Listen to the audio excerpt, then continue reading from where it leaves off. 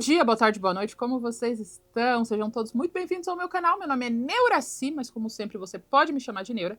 E hoje nós vamos, enfim, falar sobre um filme moderadamente pedido por vocês no decorrer dos anos desse canal, que é o filme O Vento Levou. É um filme de 4 horas, ele foi lançado em 1939, e nesse vídeo eu vou responder duas coisas muito importantes. Para você que nunca viu o filme e sempre quis saber o que acontecia, eu vou explicar exatamente o que acontece na história toda. E para você que não entende por que esse filme fez tanto sucesso, eu também vou explicar para você por que esse filme fez tanto sucesso.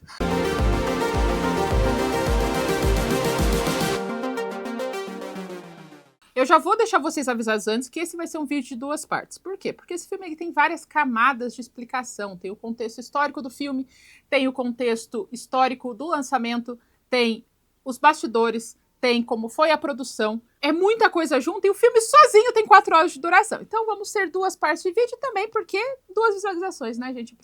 Eu tô 3 dias sonhando e respirando O Vento Levou. E uma das dúvidas que eu sempre tive era por que caralhos esse filme fez tanto sucesso? Porque se você não sabe, esse filme ainda tem a maior bilheteria da história do cinema americano com correção monetária, porque eles venderam uma quantidade muito grande de ingressos. Então eles venderam mais de 200 mil ingressos, o que corrigido para o valor de hoje seria uma bilheteria de mais ou menos 4 bilhões e meio, se não subiu mais, porque os dados que eu vi eram mais antigos. E se você parar para analisar a história, eu sei que muitos de vocês amam esse filme e é uma história bem legal, mas ela não tem nada de inovador, revolucionário. A gravação é linda, as cenas são maravilhosas, mas é uma novela das 6. Sabe uma novela das 6 de época? Sim, então. É uma novela das 6 inteira dentro de um filme de 4 horas. Pra mim não fez sentido falar, nossa, mas tá legal, história massa e tal, mas por que fez tanto sucesso? E essa é a primeira pergunta que a gente vai responder hoje nesse vídeo. Por que caralhos esse filme fez tanto sucesso? Primeiro, foi por causa do livro. O livro, ele existe de uma maneira toda estranha, porque quem escreveu foi uma autora de primeira viagem. Esse foi o primeiro romance que ela escreveu na vida. Ela era uma jornalista super ativa, que machucou o tornozelo e não podia mais trabalhar. Então, o marido dela trazia milhares de livros para ela. É isso que eu falo, milhares de livros. Todo dia, ela estava lendo o tempo todo, e uma hora o marido dela se irritou e falou, por que ao invés de você ficar lendo o livro, que ele não aguentava mais carregar livro pesado de um lado pro outro, por que ao invés de você ficar lendo o livro, por que você não escreve um? Ela falou, boa ideia, vamos escrever. E ela passou 10 anos escrevendo esse livro. E ela escreveu sem a intenção de lançar, porque era um livro enorme que ela estava tanto tempo trabalhando, mas ela era uma pessoa conectada, uma pessoa de classe média, uma pessoa com network bom, e um editor leu o manuscrito e falou, a gente vai lançar esse livro. Lançar o livro, ele foi um sucesso estrondoso, porque é uma história tipicamente americana, é uma novelização de um período histórico que aconteceu, e fora que era muito mais fácil você criar uma mentalidade de manada naquele período, porque eles tinham uma massificação de mídia muito grande. O que significa que todo mundo recebia a mesma informação. Não era que nem agora que nós temos bolhas de conteúdo destinados a um grupo específico de pessoas que têm interesses específicos. Não, todo mundo recebia as mesmas notícias da TV, os mesmos programas de rádio, os mesmos jornais e as mesmas revistas. Começou a fazer sucesso no boca a boca, as revistas e jornais começaram a falar sobre o assunto, por causa disso as outras pessoas quiseram ler e foi criando uma cascata de sucesso para esse livro. E obviamente quando o livro faz sucesso, Hollywood já começa a olhar com carinho, né? Vamos fazer um filme desse livro. E todo mundo começou a procurar os direitos do filme, só que eles já tinham sido comprados por um produtor chamado David Selznick. Ele é um produtor de cinema que ele tinha a própria empresa de produção, ele tinha o próprio estúdio, e ele era um ultimate nepo baby. Tem a MGM, que é a Metro-Goldwyn-Mayer. O Mayer é da família dele. E o David comprou a adaptação cinematográfica do livro 1 mês depois do lançamento. Não tinha sido feito sucesso ainda, só que ele tinha uma amiga, como eu falei, conexão. Ele tinha uma amiga que ela era dona de uma editora que sentou do lado dele e falou, você tem que comprar os direitos desse livro. Você não tem escolha. Ela falou, mas quem é essa autora? Ele falou, não interessa quem é a autora, você precisa comprar. E ela chegou a mostrar isso para outras produtoras e nenhuma delas quis comprar o livro. Ele comprou porque ele resolveu aceitar o conselho dessa amiga dele. Ele comprou o livro sem saber o sucesso que seria. Então, quando Hollywood começou a procurar para comprar os direitos, eles já estavam comprados. Ele foi comprado por $50 mil, um valor imprecedente naquela época para um primeiro lançamento de um autor. Ele pagou muito por um livro que ninguém sabia se ia dar certo ainda.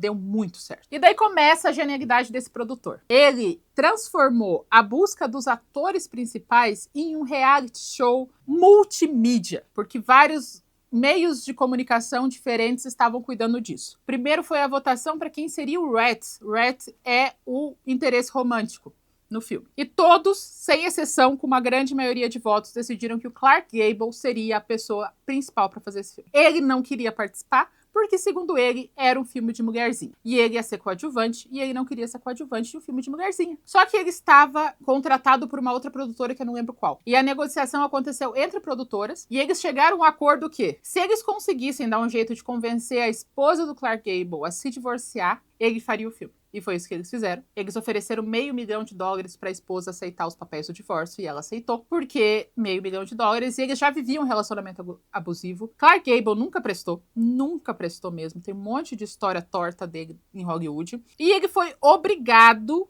a fazer o filme por causa disso. Já que ele falou, se você conseguir que eu me divorcie, e realmente a produtora conseguiu. Porque a produtora, naquele período, ela não tinha isso de limite pessoal. A produtora, ela era dona da pessoa mesmo. Ela se metia em todos os aspectos. Se por acaso um acidente ou uma overdose acontecesse numa festa ou numa casa de pessoas famosas, eles ligavam antes para a produtora do que para a polícia. Ou pra ambulância. Pra produtora decidir o que eles iam fazer. Você vê o nível. O nível da falta de limites das produtoras. Beleza. Ele não queria participar. Ele tava puto. E fora que ele também tava puto, que todo mundo achava que ele era perfeito papel. Porque na vida real, ele aparentava ser exatamente a mesma personalidade que o Rhett. E ele não achava isso. Então ele falava, nem é parecido comigo. E todo mundo falava, é parecido com você sim.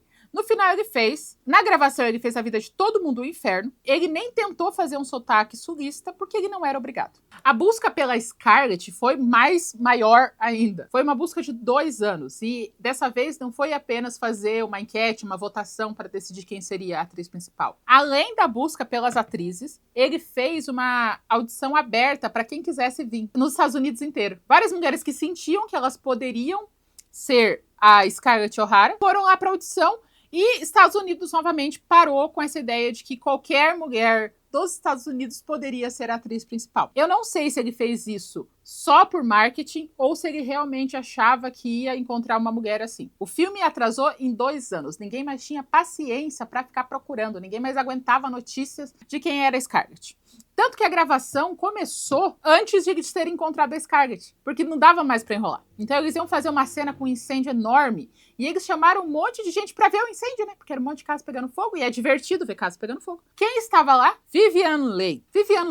Ela chegou lá já com segundas intenções, junto com um empresário dela. Ela era casada com um ator francês já famoso, chamado Laurence Olivier. E ela foi apresentada ao produtor como essa daqui é a sua Scarlett. E ela realmente era tudo o que ele queria. Só que tinha um pequeno problema. Ela era britânica. Então por que caralhos esse filme fez tanto sucesso? Porque ele vem de um livro que fez um sucesso sem precedentes, com uma campanha publicitária que fez os leitores que já se sentiam donos da história se sentirem mais donos ainda, dando para eles a ilusão de escolha. Então ele não apenas pegou um negócio de sucesso, mas ele manteve a história ativa na mídia por todo o período de gravação dele. E um outro aspecto de ele ter feito esse valor todo de bilheteria, porque ele foi relançado 10 vezes. 10 relançamentos mundiais no período do lançamento até agora.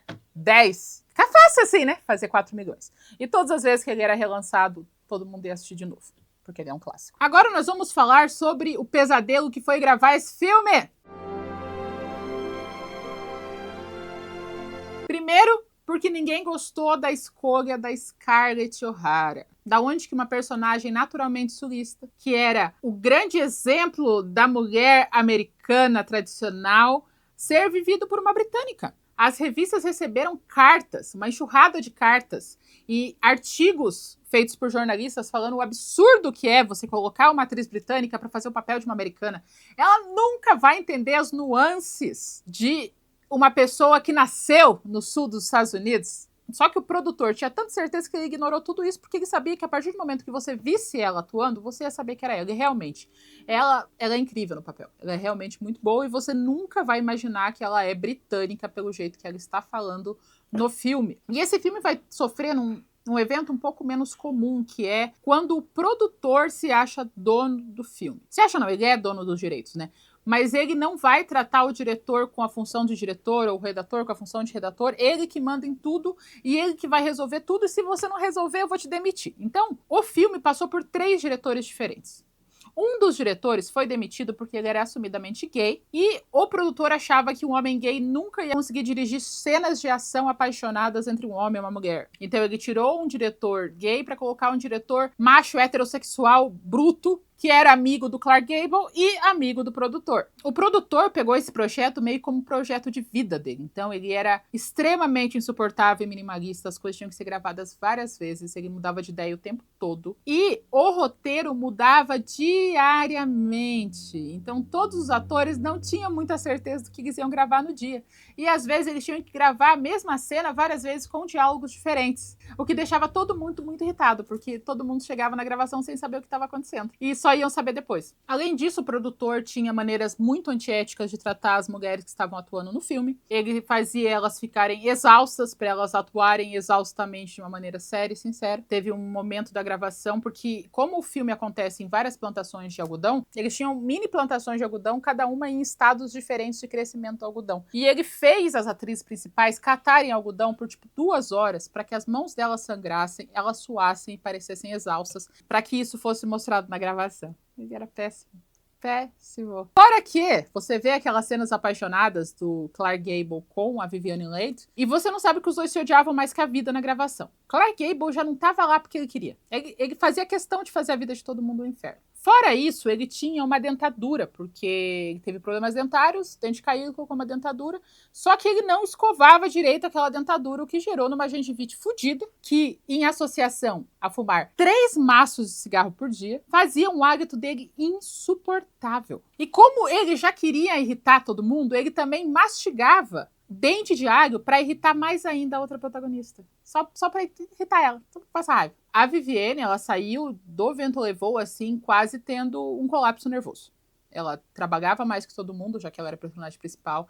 Ela não tinha hora para descansar, ela não sabia o que estava acontecendo. E o protagonista, junto com ela, tratava ela mal pra cacete. Um outro aspecto logístico problemático desse filme foi a quantidade de rolos de filme gravados para o filme, já que o produtor era maluco e ele queria gravar tudo. O resultado final do filme é de 3 horas e 42. Eles gravaram 88 horas de rolos de filme. São aproximadamente 136 quilômetros de filme que tinham que ser transportados, armazenados e editados. E a edição não era feita por computador, obviamente, era uma pessoa e uma máquina olhando frame por frame, cortando o que estava certo e juntando de novo. Eles não tinham lugar para fazer essa edição. Os editores estavam exaustos de materiais infinitos de edição, com o produtor do lado deles perseguindo e não falando que estava bom. Imagina salas inteiras de latas de rolo de filme. Por quê? Porque ele queria gravar tudo que ele tinha na frente. Mas o filme, quando lançou, apesar de todos esses BOs, apesar de tudo ter acontecido para esse filme dar errado, ele deu certo. Ele deu muito certo.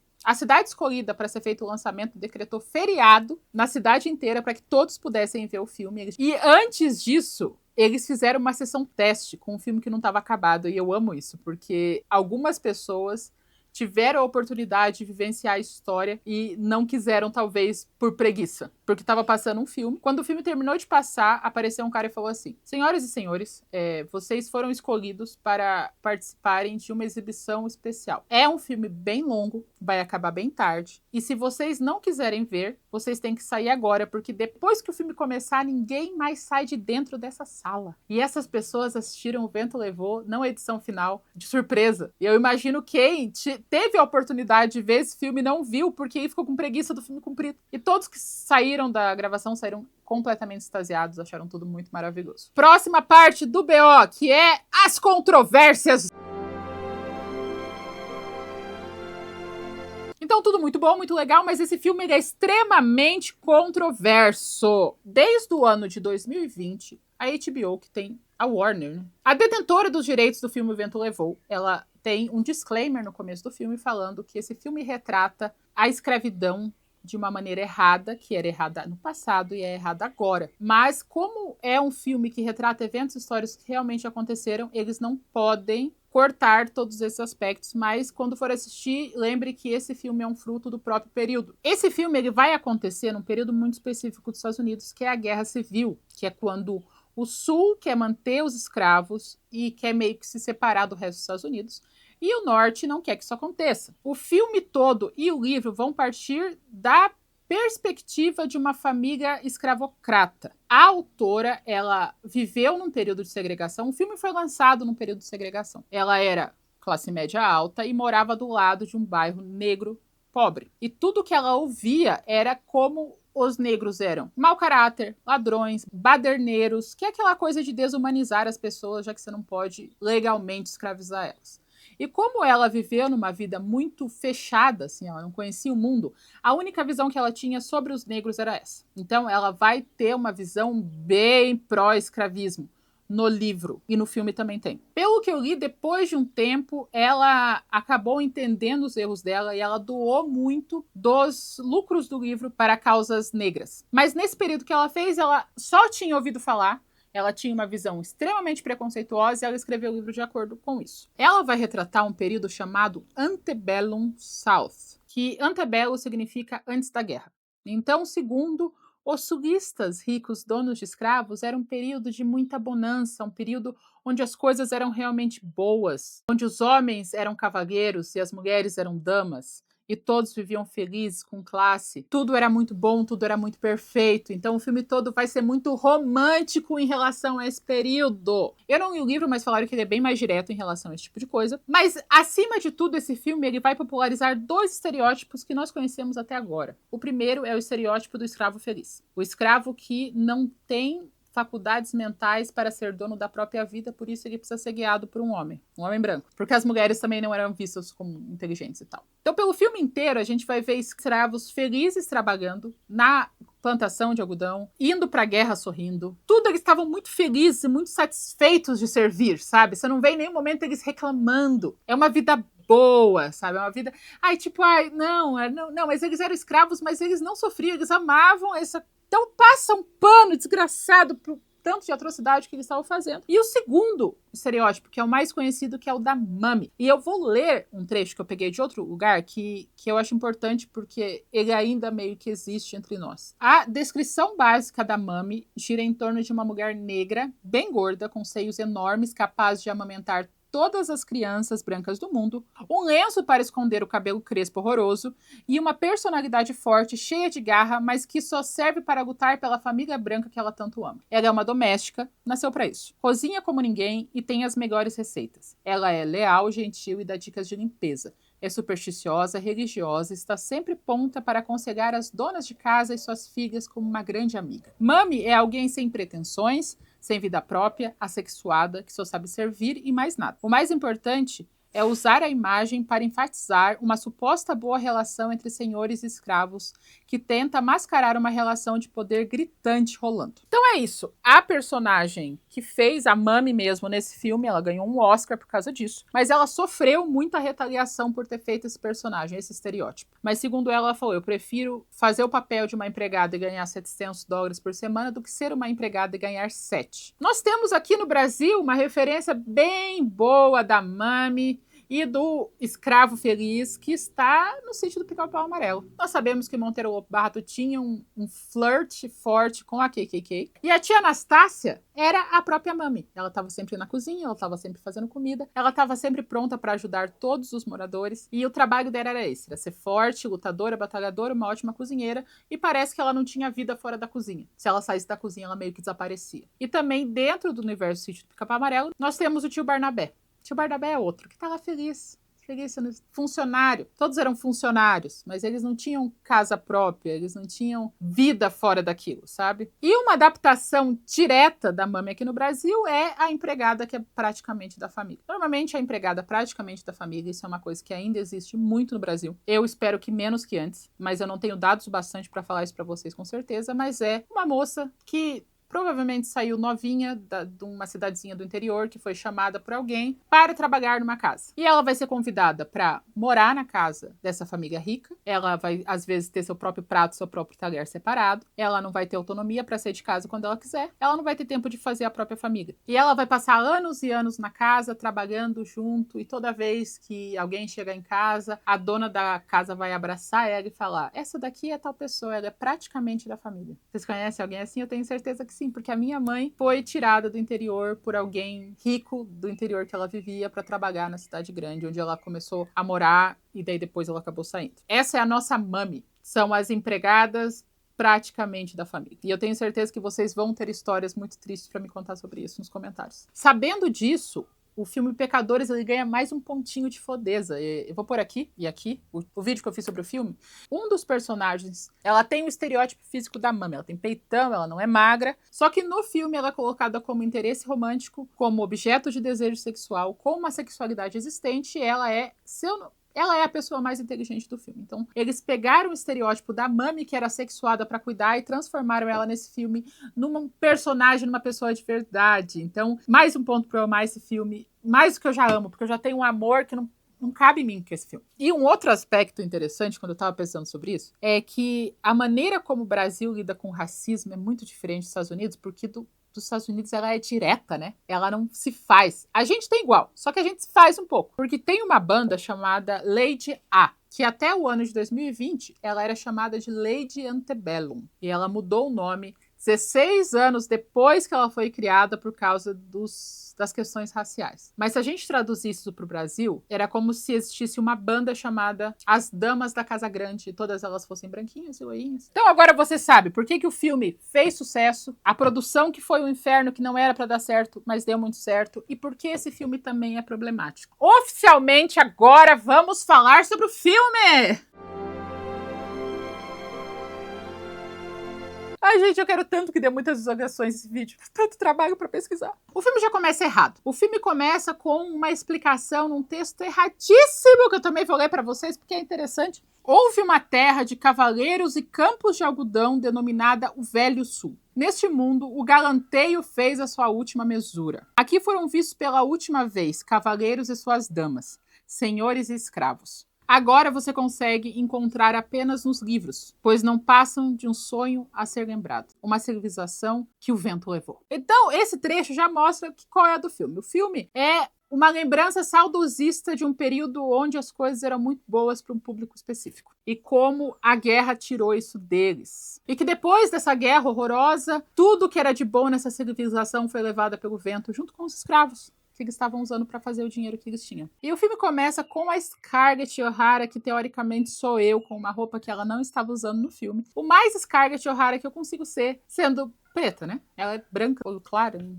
É o que dá, gente. Vamos acreditar. É tipo a Angelina Jolie. É o que temos, levando em consideração que meu pai é preto. E minha mãe é índia, é o que dá. Mas ela tem 16 anos no começo do filme e ela é uma grande cozinhadora de rapazes. Ela está jogando o charme dela para dois irmãos, onde ela é super flertativa, mas não se compromete com ninguém. E a Scarlett, em específico, como personagem, ela vai ser muito única nesse período. Eu falo muito para vocês sobre como é difícil agora, imagina antes, ter uma personagem que é complicada de verdade. Scarlett, ela não é em nenhum momento a heroína desse filme, porque ela faz muita cagada. Mas ao mesmo tempo, ela se ferra na mesma moeda. É o tal do no reverso da filha da putagem. Ela joga a filha da putagem, vem o universo, joga um reverso em cima dela. Então, ela faz muita merda. Tudo que acontece com ela, a gente fica tipo, olha, não é que não... Talvez seja um pouco culpa sua, sabe? Ela é bem, ela é egoísta, ela é egocêntrica, ela é autocentrada, ela é mimada. Ela faz o que ela quer, ela não se importa com ninguém. Mas ao mesmo tempo, ela se ferra bastante também. Ela não é uma personagem gostável, mas a atriz fez um trabalho tão bom que é impossível você não ter pelo menos um sentimento de carinho por ela, sabe? Eu não tenho tanto assim. Mas eu sei que vocês têm, porque tem bastante gente que gosta desse filme. E isso foi o motivo para todas as atrizes de Hollywood também estarem loucas para fazer esse papel, porque quando que elas iam poder fazer uma personagem principal que é uma pessoa? Normalmente a personagem principal é boazinha. Os jovenzinhos estão falando pra Scarlett sobre a guerra que vai sair, que eles estão ansiosos, empolgados com a guerra, e que o Ashley vai casar com a Melanie. Só que a Scarlett é completamente apaixonada pelo Ashley. Por que? Não saber. Mas ela é obcecada pelo Ashley. Bastante obcecada mesmo. Ela fica irritadíssima de descobrir que ele vai casar. Tanto que ela sai da companhia dos dois jovenzinhos e vai encontrar o pai dela, que tá chegando. Na casa grande que ela mora o pai, mora duas irmãs e a mãe. E o pai trata ela como a garotinha dele. Então, ele faz todos os caprichos dela. E ela fala, eu não acredito que o Ashley vai casar. E ele fala, filha, você tem que parar de dar em cima de homem que tem comprometimento. Ele nem te quer. Ela fala, mas eu queria. Ele fala, todos os homens dessa cidade te querem. Por que você quer logo o único que não te quer? Ela, mas eu quero o Ashley. O Ashley é tão legal. E o território onde eles moram, eles chamam de Terra. Terra, que é um nome de alguma coisa irlandesa que tem a ver com a descendência da família da Scarlett. E o pai dela olha pra ela e fala, filha, você tem que parar de se preocupar com o amor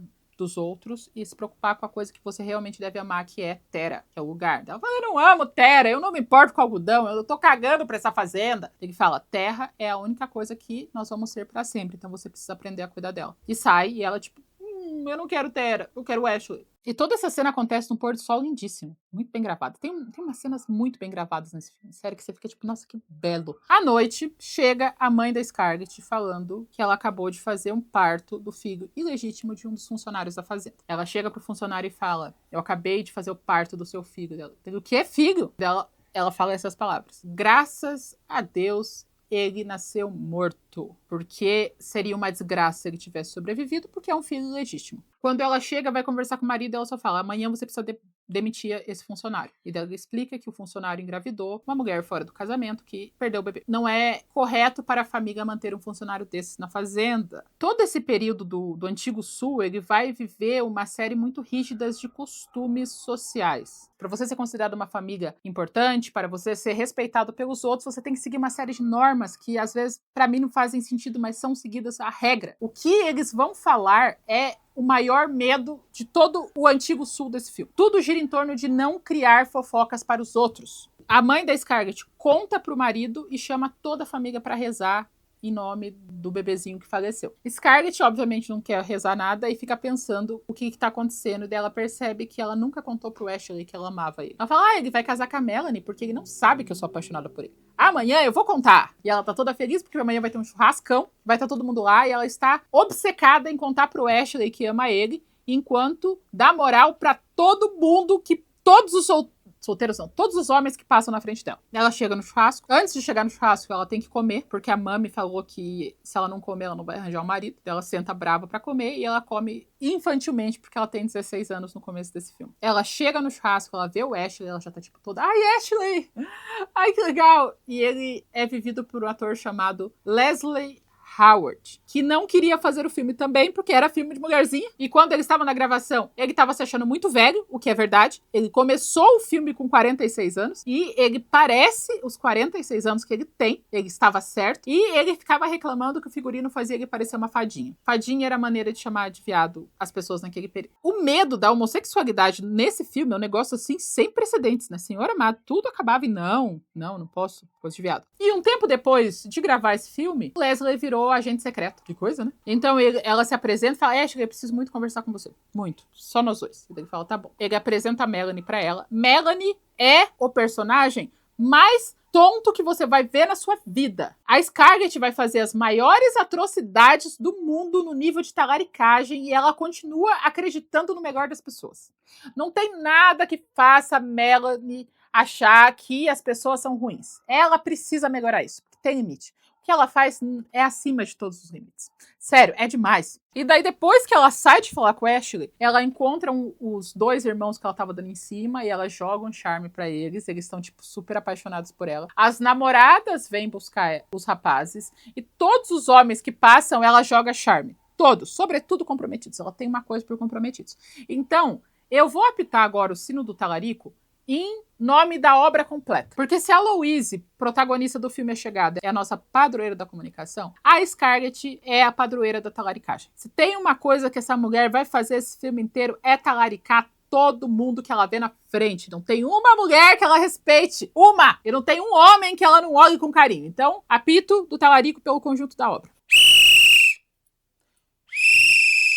E a gente também vai conhecer a figura do personagem do Clark Gable, que é o Rhett. Rhett, ele é bem rico, ele é bem canastrão, ele é bem safadão. Ele não tem essa coisa dos mesmos valores morais e essa necessidade de manter as aparências que os outros têm. Ele também parece ser muito, muito, muito mais velho. Muito mais velho. O legal é que no decorrer, a gente vai viver muito, muito nesse filme. Bastante mesmo. Todos os homens continuam iguais. Anos se passam. E os homens continuam iguais. As mulheres envelhecem. Elas vão ganhando olheiras, vão ganhando cabelo branco. Mas os homens, não aparece uma ruga mais nos homens. Mas tá. Ok. Ele chega, olha pra Scarlett e fala, nossa, que moça bonita. Ele é interrompido pela hora da soneca. Porque todas as moças direitas dormem à tarde para poder ter forças para dançar no baile à noite. Então é uma cena bem complicada, que a Mami chega, tira a roupa dela, coloca ela para dormir. E todas as moças solteiras da casa estão dormindo nos quartos com crianças abanando elas para que elas não mosquitos não cheguem nelas, sabe? Que é uma cena bem desconfortável. Na verdade, todas as vezes que você vê pessoas trabalhando, é uma questão desconfortável. Mas tá. Ela acorda antes que todo mundo se veste para ver o que os homens estão falando. E os homens estão todos juntos conversando sobre a guerra. Eles estão querendo que Abraham Lincoln libere esse pedaço do sul para se transformar numa união deles, numa confederação deles, se separe do resto do norte e mantenha os escravos. Abraham Lincoln não está querendo muito liberar essas terras, não. E eles estão empolgados e ansiosos por essa guerra, porque na cabeça deles eles vão vencer facilmente o norte. Rhett aparece na conversa e ele é super vivido, e ele passou muito tempo no norte. Ele fala, se a guerra acontecer, a gente vai perder, porque eles têm mais armas, eles são mais organizados, eles têm tudo a mais que a gente. Todo mundo, ao invés de escutar o que ele fala, fica bravo e começa a chamar ele de traidor da nação. Ele vê que não vai sair conversa de lá e ele fala, desculpa, meus senhores, eu estava enganado. E ele sai. Enquanto os homens estão na sala discutindo guerras, Scarlett consegue pegar o Ashley pela mão, botar ele num quarto e falar, eu te amo. Eu te amo mais que tudo, mais que todos, mais que todo mundo. Eu quero ser sua esposa, eu quero ser sua mulher, eu quero ser sua guerreira, eu quero ser sua senhora. E ele fala, Scarlett, você é muito nova pra entender o que serve um casamento. Ela fala, não sou não, eu quero casar com você. Homem de 46 anos, enquanto eu tenho 16. Ele fala, não, a Melanie é a pessoa certa pra mim. Até porque essa frase existe, hein? Até porque não existe nenhuma pessoa melhor pra casar do que uma pessoa que tem o mesmo sangue que você. Porque ele e a Melanie são primos. Primos. Então, hoje tocaremos todos os sons. Sino do incesto. Ah, ele ainda tá natalino. Eu esqueci de tirar. Até porque ele não vê o incesto como uma obrigação, mas sim como uma boa ideia. Eu falo, a gente se entende, a gente tem o mesmo sangue. E ela, mas eu vou te amar mais que todo mundo. Ele fala, pois é, minha amada. Só que tem o problema do Ashley. O Ashley nunca no filme inteiro vai falar pra Scarlett tomar jeito. Ele cozinha ela com uma profundidade, tanto que, tipo, ele fala, eu vou casar com a Melanie, sobretudo porque ela é minha prima, e eu gosto muito de você, você é muito bonita, você é muito especial, mas eu preciso casar com quem é da minha família. Falta um pouquinho de incesto no seu olhar pra eu me encantar mais. Então, todas as vezes que a gente vai ver os dois tendo conversas sozinhos, ele vai dar uma puta de uma moral pra ela. Ele é o rei dos sinais misturados. Em nenhum momento ele fala, toma jeito, eu vou casar. Não, ele cozinha ela. E ele escuta ela falando as coisas bonitas pra ele. Ela dá um tapa na cara dele de raiva, ele sai, porque ele não bate mulher. Quem estava deitado, escondido no sofá? Rhett. O Rhett tá lá pra zoar com a cara da Scarlett, falando que é pra ela correr atrás de homem casado. O churrasco é interrompido por uma grande comemoração entre todo mundo, porque, enfim, Lincoln decidiu decretar a guerra e o Sul tá com uma certeza no coração deles que aí eles vão vencer a guerra e vão separar do Norte. Então, quando sai a notícia da guerra, todo mundo comemora. Sobretudo, Ashley com a esposinha dele, qual eles se beijam enquanto primos. E esse é o final desse vídeo. Amanhã a gente continua com a história dramática da Scarlett e o que vai acontecer com ela. Então a gente não se vê na próxima semana. A qualquer momento a gente se vê amanhã. Até!